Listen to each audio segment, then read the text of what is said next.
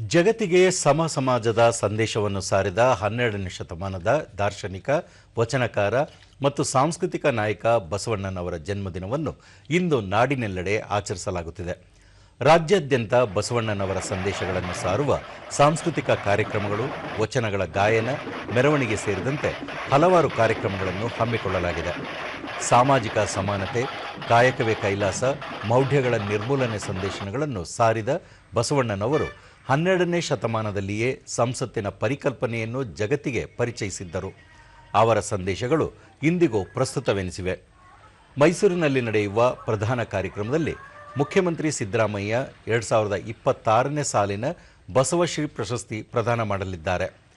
ನಂತರ ಹುಣಸೂರಿನಲ್ಲಿ ಬಸವ ಜಯಂತಿ ಕಾರ್ಯಕ್ರಮದಲ್ಲಿ ಪಾಲ್ಗೊಂಡು ಬಸವ ಮಹಾದ್ವಾರ ಉದ್ಘಾಟಿಸಲಿದ್ದಾರೆ.